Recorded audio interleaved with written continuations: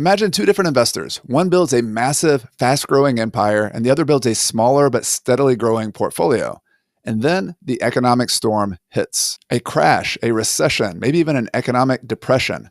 The question is, which of these investors is left standing? In my experience, it's the smaller but anti fragile investor who survives and the larger but fragile investor who doesn't. That's why in this episode, I want to share why my personal goals aren't to become the biggest investor with the most properties or the most money, but it's to have enough money, to have an abundance of time, and to have an anti-fragile portfolio that gets stronger as things get more difficult. Welcome to another Friday edition of the podcast where I'm keeping things shorter and more informal. If you like this format, I would love your feedback. You can just leave me a comment below on YouTube or if you're listening on Spotify. This idea came from Nassim Taleb in a book called Antifragile, Things That Gain from Disorder. And the way I understood it from the book is that you have fragile. It's pretty easy to understand. If you had a wine glass and you dropped a wine glass, it's going to break. That's fragile. And you might think that the opposite of fragile is something that's resilient. Like if you drop a rock, it's not going to break, at least the first time. But there's actually another extreme. A true opposite of fragile is anti-fragile, meaning the rougher you treat it, the better it gets, the stronger it gets. So if you have a resilient rock, you can drop it a couple times and 5 times, or you hit it with a chisel, eventually that rock's going to break. Or another metaphor is if you have 3 delivery boxes, you get it from Amazon, the fragile box is going to have handle with care. It's got the wine glass inside. If you drop the box, it's going to crack the things that are inside. Maybe a resilient box has styrofoam around the wine glasses. And if you drop it once or twice, probably okay. But if you drop it from a 10-story building, the thing's going to break. Well, an anti-fragile box, if you dropped it from a 10-story building, would get stronger because you treated it roughly. Now, is this just a mythical idea? Like in Greek mythology, they had these things called the hydras, where the hero chops off the head of the hydra and it grows back too. That is anti-fragile. It gets stronger the more you do to it. But actually, it happens in nature. It happens in our bodies as well. Think about your muscles. If you push your muscles, if you overload them, that's the kind of definition of weightlifting or running or doing anything that's going to strengthen your muscles. You overload it and your muscle recovers because of that overload and gets stronger and stronger. So there's some form of anti-fragility in your body. And even think about, this is fresh with our minds of the tragedies in California with wildfires. Compare a wildfire when the wind blows, it actually makes the wildfire spread, makes it even stronger. Whereas you have a candle light is fragile. The wind blows, it blows it out. So that's the concept of fragile, resilient, and anti-fragile. But you can also apply this to your real estate investing business, which I want to explain now.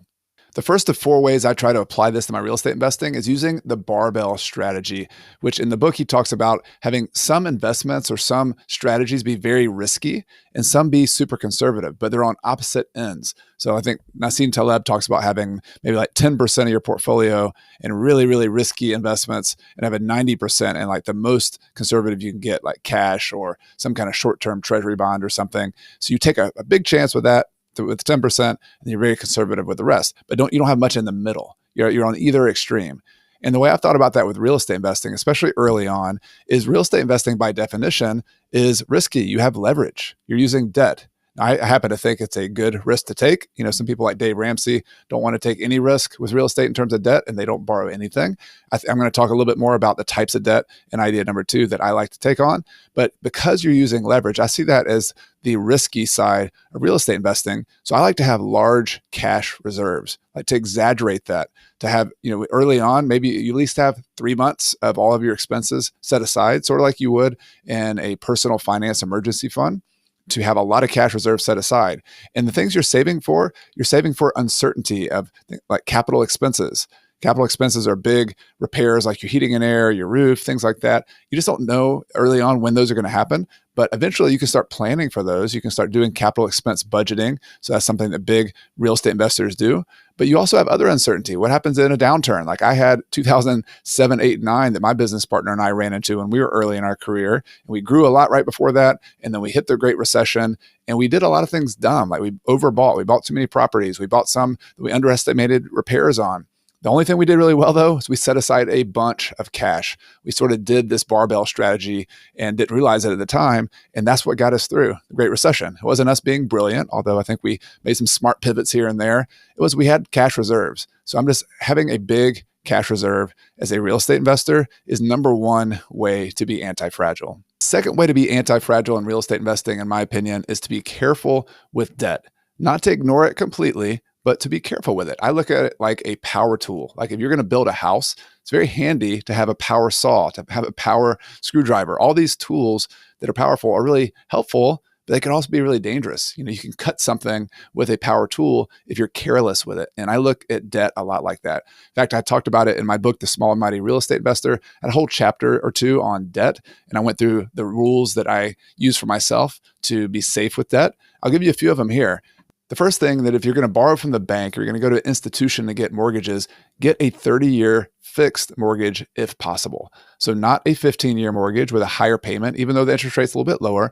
We want that lower payment because that's less risky. If you have to drop your rent, if you have higher expenses, the payment is the most important part to be able to survive. And then not an adjustable rate mortgage, although I'm less worried about that than I am something like a balloon mortgage. If you've ever looked in a commercial mortgage, they have balloons where after 5 years, 7 years, you have to pay 100% of what's due at that time. If you have a bunch of balloon mortgages, that could be one of the most risky things you get into in real estate investing. But a little bit less risky, but still not ideal, is an adjustable rate where after a certain period of time, the interest rate can go up and your payment can go up. So if you can, the safest thing to do is to get a 30-year fixed mortgage as a real estate investor. That's kind of the gold standard. And then you also have to get positive cash flow, which I know is a tough subject when a lot of properties don't seem like they cash flow. But here's the thing. They don't cash flow with a small down payment. Anything will cash flow if you put enough money down, or at least most real estate investments that are decent investments. So sometimes you have to put more money down in order to be conservative. And that might mean you have to wait and save longer to buy a property. It might mean you have to partner with someone else. It might mean you have to invest in another location in order to be able to afford a down payment that's actually safe. But what I'm saying here is you need to have positive cash flow from the beginning, not alligators. An alligator, starting with a property that eats your cash flow, is called an alligator. And there are some people who have deep pockets and who can handle that kind of thing, and it makes sense for them. But most of us, we want to survive and be anti-fragile, only have positive cash flow rentals from the very beginning. And then beyond those two rules, I like to use seller financing and private financing when possible. It's a little bit more of a kind of 201 level real estate investing strategy, but it's something I've used a ton in my business. Seller financing, negotiating with the owner of the property. Typically, these are landlords who've owned the property for a long time and have paid the property down really to either pay the debt off completely or have a really low debt balance. Sometimes they're willing to transition from being a landlord to being basically the bank for you. And so I've done a lot of those, and really you can negotiate not only favorable interest rate and terms in some cases. You can also negotiate not to have a personal guarantee, especially with seller financing. That's a pretty easy thing to do, or a natural thing to do.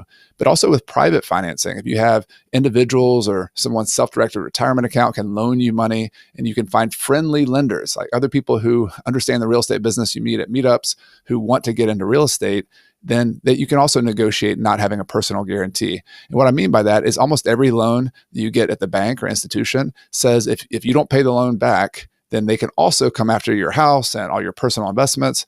And that's normal, right? But you can negotiate with sellers and with private lenders to only have the property itself be collateral for the loan. For example, I go to private lenders often, and I might only borrow 50% or 60% of the value of the property. And in exchange, I say, hey, I'm giving you a really safe loan, but I don't want to have any personal guarantee on this mortgage. So it's a trade-off, right? I have less risk with no personal guarantee. They have less risk by having a lower loan to value. So a lot more to say about that, but the types of financing you get into, you can be careful with debt. You can still get into debt, but you just want to be very respectful of it so that you don't get into trouble. I'll just tell you this is an anecdote. I don't have exact stats on this, but the number one way I've seen real estate investors go out of business has to do with debt, has to do with not being able to make their payment, either their monthly payment or one of the balloon payments. I've seen a lot of real estate investors go out of business for that reason. I haven't seen any go out of business for other reasons. And so that should tell you something about being careful with debt. And in the end, this is also why I have a goal to have little or no debt, both in my personal life and in my real estate investing. In my personal life, paying off credit card debt and paying off cars was always a natural thing to do early on, but even paying off our principal residence. And it was a 3% interest loan, but my wife and I decided to pay that off. And it was one of the best decisions we make because of being anti-fragile in our personal life was a big goal for us. But also in the real estate investing business, I feel like a big part of the strategies that we all hear about out there are growth strategies. And using leverage makes a ton of sense in real estate investing. It's a way you can, instead of just getting the smaller return that a property gives you, if you owned it free and clear, it gives you leverage. It allows you to make a higher return and to grow faster. But there comes a point when you have to follow the advice that Warren Buffett always talks about of saying, why would you risk everything you already have for something you don't even need? Like, you get to this point, and I call it the harvester phase or the ender phase of your real estate investing journey, where it's kind of like the end of a football game. Like, you're winning the game. Why would you be throwing Hail Marys every single play when you've already won the game? So it pays to change your strategy a little bit. And being anti-fragile in real estate investing means having less debt. I mean, instead of continuing to borrow at 70% loan to value for your entire career, maybe you get to 50% or 30% or 20%, or maybe even pay it off. I think eventually we'll have all of our debt paid off. We feel comfortable at this point, kind of this point of our lives. We still have a long way to go in our real estate, in our career, and hopefully in our lives, that we don't need to pay it all off yet. But eventually I could see having no debt in our real estate investing portfolio as well. And that could actually be a good move when you look at it from the lens of anti-fragile, instead of just trying to optimize your return on investment. The third way you can be anti-fragile as a real estate investor is to be small and mighty. I wrote a book called The Small and Mighty Real Estate Investor, but Nassim Taleb talks about it with metaphors. And I'm going to give you a metaphor that really works for me at the moment. Think about having one big airplane that is powerful. Maybe it's a bomber airplane. It's in the military, and it can carry heavy stuff. It's very resilient, but it has a hard time steering. It's not as nimble, and it's a really big thing compared to a swarm of small little drones. Think of like hundreds or thousands of drones. Now, the benefit of the small drones is that they're small, they're nimble, they're fast, they can kind of move on, they can pivot really quickly. And the equivalent of that in real estate investing would be doing a lot of little deals, having a flexible portfolio with a bunch of small little deals, single family, small multifamily. The equivalent in the real estate portfolio for a large airplane, the big, powerful airplane, might be like big multifamily properties, something that is a big commercial property. Definitely powerful, has a lot of benefits to it, right? But it also is more inflexible. Let me stick with me there. Compared to, like, let's say in the end of your career or some pivot in your career, you want to change things with your portfolio. If you have one big apartment building compared to a bunch of smaller properties, which one of those is more flexible to change with? You could sell off 3 or 4 little rental properties and then pivot that money into somewhere else a lot easier than you could one big, clumsy, cumbersome apartment building. So I think a lot of people think the natural evolution of a real estate investing career is to go from the little bitty deals when you're a baby kindergarten real estate investor all the way up to the real estate investor deals when you get big commercial deals. And it's just not the case. It's not the case because they haven't measured anti-fragility as another benefit. And sure, you can make a lot of money with big deals and there's some benefits to them, but there's also a lot of risks. A lot of those loans that I didn't like so much in the prior anti-fragile conversation about debt happen on the big deals. And that's where you can really crash hard. So there's nothing wrong. In fact, there's a lot right with sticking with little deals, having a flexible portfolio, and kind of having a plan A, plan B, plan C, plan D, being those swarm of drones that can do all sorts of little things and pivot. And in the end, that swarm can be much more powerful together than one big fragile type portfolio. Now, not good or bad, always good or bad either way. This is just my preference. And I found that this works really well for small investors who value lifestyle, who value their free time, and value their flexibility in addition to making enough money. The fourth way to be anti-fragile with your real estate investing is probably the most important one and also the hardest one, at least it is for me, and it's to be personally anti-fragile. I had a podcast episode, an audio only, back at episode 402 that was called How to Stop Worrying About Money. And I posed the question, I said, how is it that there's some real estate investors, some wealthy people who have millions and millions of dollars on paper, shouldn't have to worry about money anymore. And yet they still have anxiety. They still worry about it. They still, they're afraid of all the things that are going to happen. And it's true. There's, life happens. There's nothing guaranteed in life. But I know people who have a lot less money who are not worried at all. How is it that internally these people with all this money are still worried? And it came to me in that episode, I was talking about how it's not just our portfolio on our balance sheet. It's also internally the kind of strength we have in our portfolio and our anti-fragility of our mind. And I think about it in two different categories. Number one, your skills. So just from a practical standpoint, I like to think about that if things go badly, I always kind of joke about it with my wife sometimes. I say, if things go bad, I've got a backup plan. I've learned how to do title work. I used to go look up at the title work at the local courthouse. I bet I could, get a title searching job. I could do a lot of paperwork because I've been a real estate investor for 20 something years and I know how to do paralegal kind of work. I could go get hired by an attorney. I could do bookkeeping work. I could manage real remodeling projects. I could, on and on and on. Like all these skills that I've built.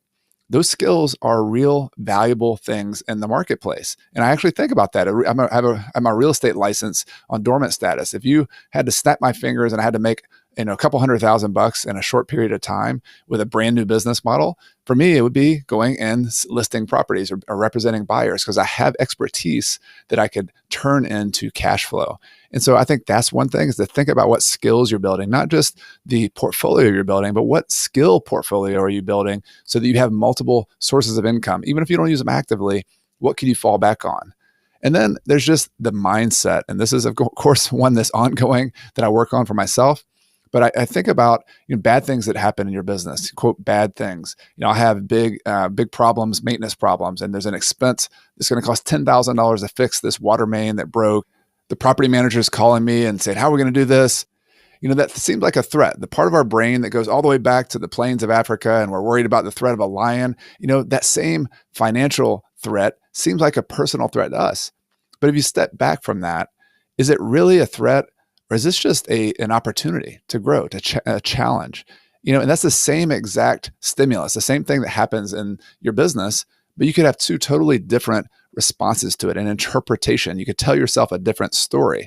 And this isn't just like, woo-woo kind of stuff. This is very practical. This is what the best athletes in the world do when they reinterpret what happens when they had a loss. What happens when Michael Jordan, the other team, hit a shot at the very end of the game? Do you think he just started crying about it and saying, oh man, we're going to lose the game? No, he told himself a different story. He said, you know what? That's a challenge. And I was built for this. I was made for this. This is what I signed up to do. And I often think we real estate investors and entrepreneurs, we signed up to have freedom. We signed up to have this flexible life. But you know what? It comes with challenges. And you personally have to step up for that. And I remember learning that the root word of confidence, when challenges happen, those people who have a lot of confidence, the root word of confidence is in Latin is with intense trust. Fidere is the same kind of root word of fidelity, trust. Well, intense confidence is having trust in yourself, not trust that things are going to go great. That $10,000 expense I had, that was not great. I wish it didn't happen, but trust that I got this, that I can do this. I've got skills. Bring on the challenge because just like in sports, I signed up for this. I signed up to be an entrepreneur, to have these challenges because I wanted freedom. I wanted flexibility, and it's just part of the game. And so bring it on, bring on the challenge, and it's supposed to be hard. If I were going in the weight room or to train for sports and it wasn't hard, that would be ridiculous, right? It's going to be hard in order to have the freedom that you want on the other side of that. So these are all kind of mental games, mindset games you have to play. That the best athletes, the best business people, the best performers in music, the best performance period have these frames of mind that you get yourself into, particularly with challenges. And I think anti-fragility is first and foremost being able to have these mindsets for yourself so that you can deal with all the other things in your business that come. So what do you think? Are you ready to start making your real estate investing portfolio more anti-fragile? I hope I've given you some ideas that you can apply in this video. And if you want help applying this and doing this in your portfolio, I have a community called Rental Property Mastery, where every week I do coaching and teaching. And we have a community of people who are in the intermediate, the builder and the harvester phases of their real estate investing journeys. So if you don't want to go that alone and you want to get support on that, would love for you to check that out. You can look at the link in the podcast and YouTube description below, or coachcarson.com/RPM is the link you can go to, and you can apply to be part of the community. If you want to keep watching some videos on this topic, I want to recommend my next video called How to Use the Rental Debt Snowball. So this is a specific technique where if you want to start getting out of debt and you want to do it faster, not waiting for 30 years to pay off a debt, but you want to do it in 5 years or 6 years, you can use the rental debt snowball technique. And I show how to do that step by step. You can click on the link above me here, or you can click on the link in my podcast and YouTube description below. And if you watch that video, it'll show you how to be more anti-fragile sooner in your real estate investing business. Thank you so much for watching the video or listening to the podcast. I'll see you in the next episode.